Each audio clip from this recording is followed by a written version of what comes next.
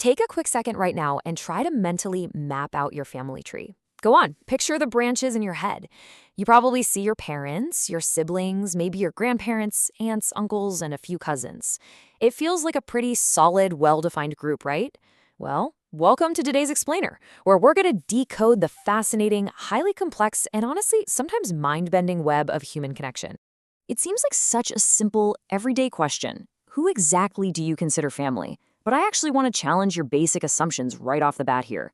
Where does your family end and the wider world begin? Because as we're about to see, depending on where you are in the world, and specifically where you are in India, the answer to that question completely rewrites the rules of your entire life.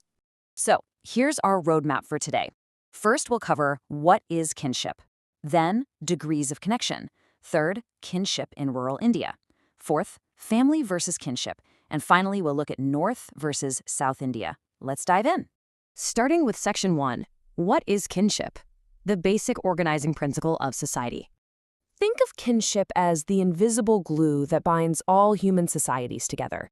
Formally, it's defined as the socially recognized relationships between people based on blood ties, marriage, or adoption.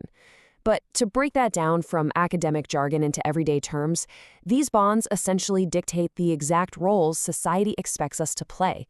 It's just a broad, all-encompassing term for every single relationship that society considers binding. Okay, let's look at this simple binary because it clears things right up. Literally every relative you have falls into one of two buckets. First, you have your consanguineal kinship. That's a fancy word, but it just means relationships based on blood, like between parents and children or brothers and sisters. These are the most universal kin relations on the planet. And then you have affinial kinship. These are the relationships formed entirely through marriage, with the most basic one being a husband and wife. Moving right along to Section 2, degrees of connection. We're going to look at how fast the family tree actually grows. So, let's shift our focus to the math of society for a second to see how these two basic bonds, blood and marriage, multiply. 8. Get this, there are only 8 basic primary kins that exist. People who are directly related to each other are your primary kin, and it boils down to husband-wife, father-son, father-daughter, mother-son, mother-daughter, brother-sister, younger brother to older brother, and younger sister to older sister. That's it. That is the core. But watch what happens when we move to the next level. The network scales up incredibly fast. When we look at secondary kinship, which just means the primary kin of our primary kin, we suddenly jump to 33 connections. So if your spouse is your primary kin, your spouse's parents are your secondary kin. Your grandparents? Well, they're your primary kin's primary kin, which makes them secondary to you. In this next number brilliantly illustrates the sheer massive scale of human networks, 151. Anthropologists have identified roughly 151 tertiary connections. These are the primary kin of your primary kin's primary kin. We're talking great-grandparents, great-granduncles, your sister-in-law's spouse. The web just radiates outward from every single one of us. Which brings us to Section 3, kinship in rural India, specifically looking at property, marriage, and rituals. We're narrowing our focus down to rural India now, because out there, these massive kinship networks don't just exist on paper. They literally dictate survival, resources, and everyday life.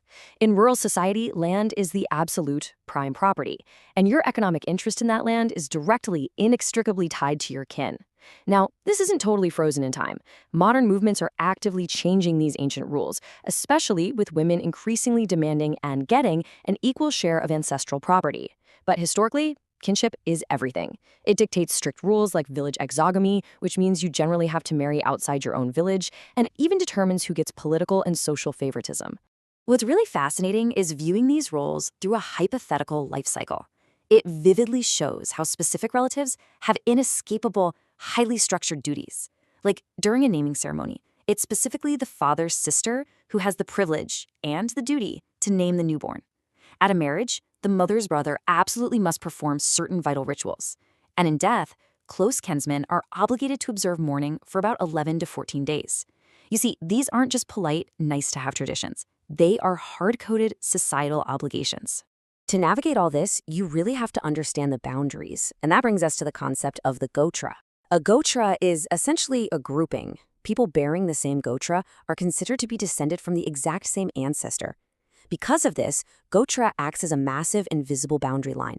Marriage within your same gotra is strictly forbidden.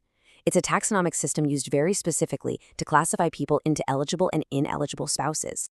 All right, moving on to Section 4, Family versus Kinship, Biology versus Sociology.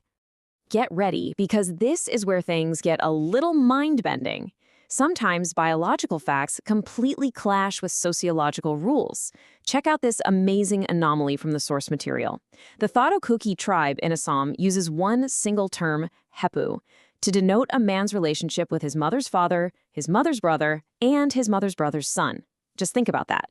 A grandfather, an uncle, and a cousin, all crossing totally different biological generations, but they're all grouped under one title. It's proof that in a lot of cultures, the sociological title and the role you play matter way more than your strict biological age or generation.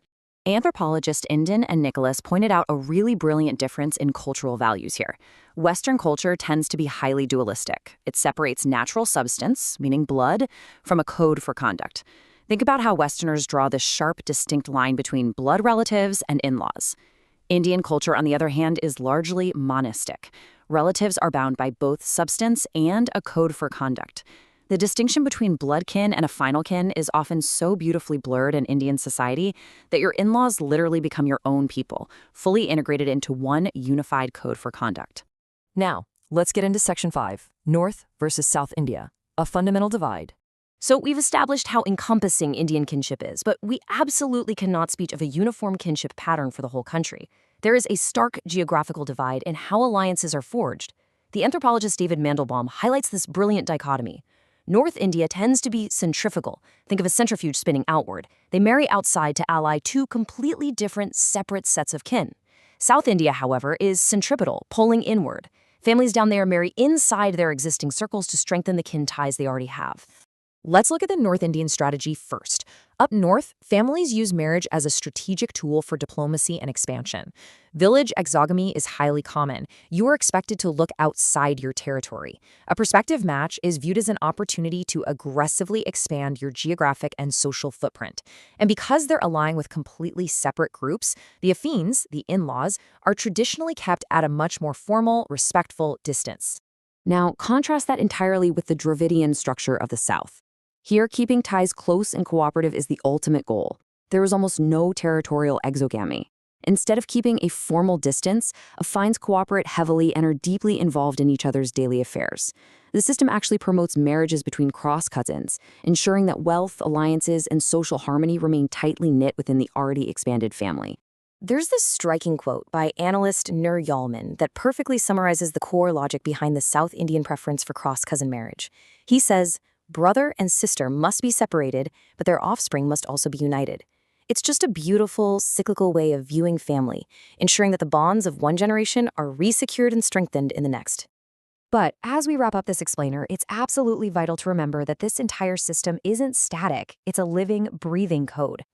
In today's modern world, traditional rules around divorce are shifting, intercaste marriages are pushing past old boundaries, and women are finally securing critical property rights. In urban centers especially, the immediate family is starting to assume more importance than the wider kinship network. The ancient structure is actively morphing to survive and adapt in the modern world.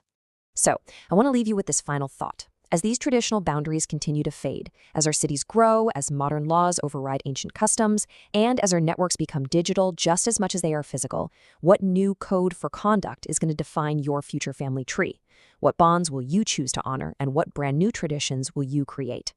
Thank you so much for exploring the invisible glue of society with me today. Keep questioning, keep learning, and I'll catch you in the next explainer.